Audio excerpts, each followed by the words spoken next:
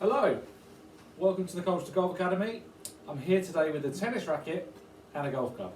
Okay, so what I'm going to do today is give you a really easy thing to practice. Okay, so we're going to use this tennis racket and this golf club to represent a certain part of the golf swing, and then we're going to try and repeat it and see if we can see the difference between the good and the bad. So we are going to work on club face. Okay, so what club face denotes is two things, right? So one is curvature of the ball, and one is start line. So where the club face is aiming will basically determine if the ball starts to the left or the right, if the ball's going to curl to the left or the right, or go really straight.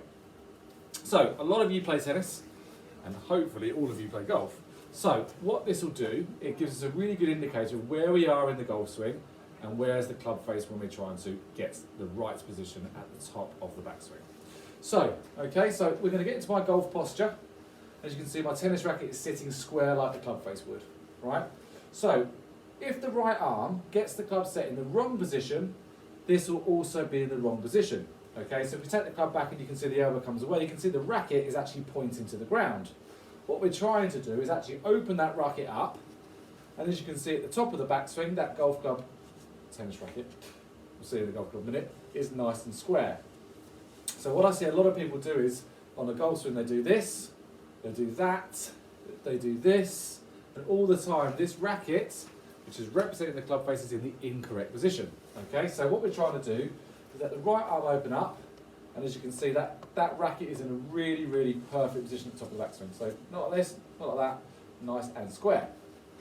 So if we then introduce this, okay, with the golf club, so obviously making sure that both are square. Okay, so I want to start like this. So let's make sure it's nice and square. Okay, and what we're going to do a backswing in the golf club and try and repeat the same position with that tennis racket.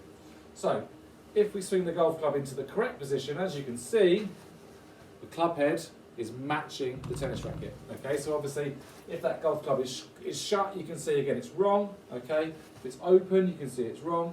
What this will do is it will get us to use our right arm correctly, and as you can see, square up that club head. The squarer the club head, the straighter the golf shot. Okay, so it's really easy. Right hand does this, nice and square. Club on, nice and square. Okay, so if we can control that club head, we can hit much straighter, much better, much longer golf shots. Okay, so using a tennis racket, we can really help our golf. Let's do that one more time. The right arm opens up. You can see again, nice and square at the top. Good. You can see, hold both at the same time, make sure the club face is square, try and repeat the same position, and as you can see, that club face sits perfectly square at the top of the backswing. So, try it at home. It's really simple, and you really get your muscle memory into a good place and make your golf better. Have a good weekend.